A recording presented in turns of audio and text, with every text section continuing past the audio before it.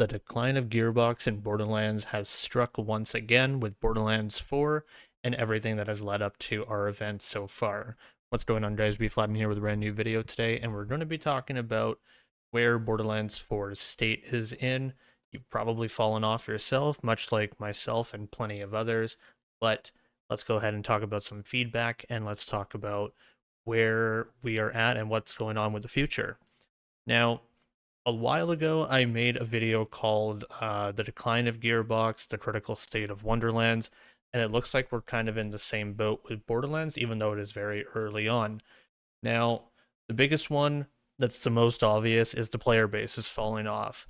We have about a 70 to 80% decline in players, and it's just going down exponentially. You've probably seen it either by yourselves or your friends, or even on places like Twitch or Twitter from sponsored players, Twitter feedback, etc., etc. The reason for this is probably just due to the lack of content and things to do. It doesn't matter how many hours you put into it. You could put 1,000 hours into it by now, and you could still be moving on because it's the same loop over and over again. It's a lot of it has to do with what I'm going to be talking about a little bit later on. But before we get there, we got to take a little bit of a step back first. Every game feels like an upwards climb every single time that we go through it. Borderlands 3 is actually a great example of this, so I'm going to be utilizing Borderlands 3 for this. Borderlands 3's start, absolutely abysmal. Everyone probably remembers the nerf apocalypse, where every single weapon got nerfed into oblivion, and there was a large player base drop off from that due to a lack of endgame content, due to a lack of dedicated drops, due to a lack of just general awareness and timing for everything. And timing is another key important one to this as well, because patch notes were delayed a couple of times. There were things like content being delayed. There was also a lot of timing based with this has to do with when things are acceptable for a nerf and a buff, and Borderlands 3 just completely missed the mark on all of that, and a lot of players just put it down and just never came back, despite Borderlands 3 making a fairly good comeback with its DLCs later on, and also its free content with the takedowns, and also events that came to pass as well. Now, speaking of events, the Halloween event, we can actually fairly compare the Halloween event because it's about the same lifespan as Borderlands 3 as it is to Borderlands 4, with the Captain Hunt, with the new area, the expanding weapons, and everything like that. It feels completely 180'd when it comes to the Halloween event that came into Borderlands 4 for the last 2 weeks.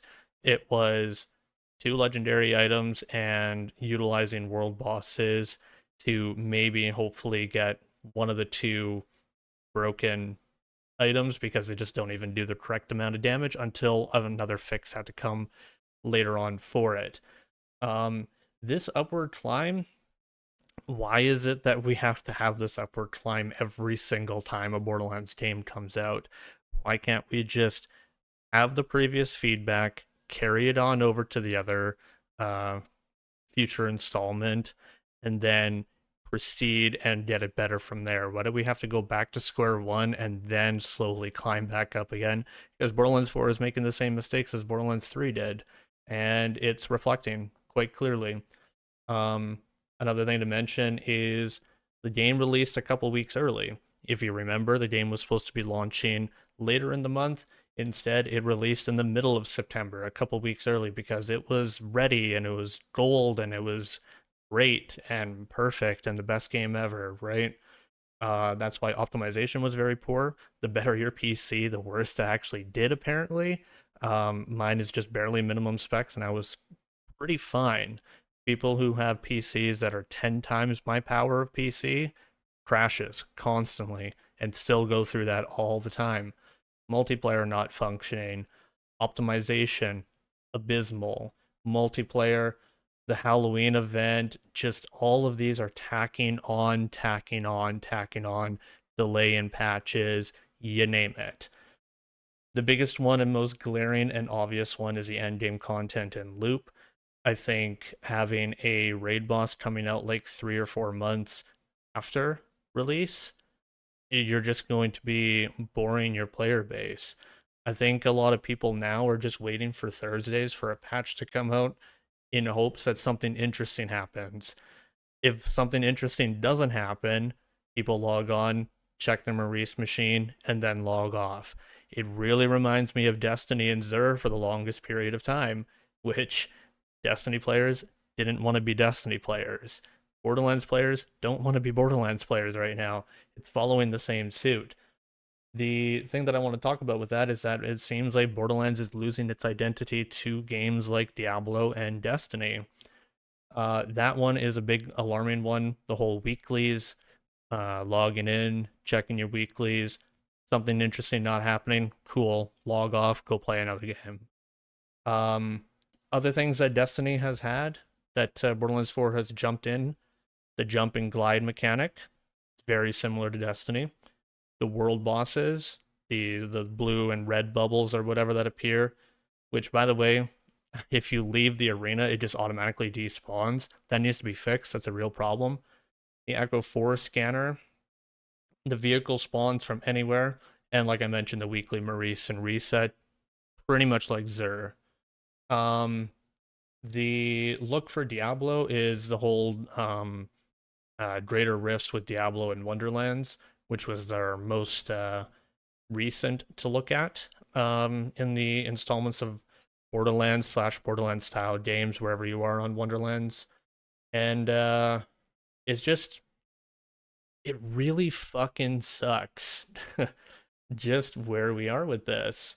Um, the only way that I could see a comeback happening is if the Christmas event, the little mini bounty pack, because this is a paid for one, I'm pretty sure, not a free one, the Mercenary Day, the first raid boss, and also the first DLC character. That's when there's going to be a surge in Borderlands players again for Borderlands 4, but the 80% that we were talking about that have fallen off, it's not going to be coming even close to that. I bet you, just like Borderlands 3, so many players have checked out, maybe even refunded, uninstalled, and never to touch this game again, just following the same suit of Borderlands 3. I don't understand why. There's been years of feedback from so many sources and so many players, and it's not a matter of, just moving on to the next patch, moving on to the next free content, whatever. There's been years of feedback, and this is just getting so tiring. I really hope that Gearbox and Borderlands as we know it wakes the fuck up, because this is the game that they have to succeed on. Otherwise, we might not have a Gearbox company anymore. Not gonna lie, this is the only thing that's keeping Gearbox afloat, and even now this is sinking. Let me know what you guys think. What's your thoughts on Borderlands 4? Where are you guys at? Is Gearbox just fried? Are they done? Let me know. I'm curious where you guys are at. My name is B Flattened, and I'm signing on out of here. Take care, all. Laters.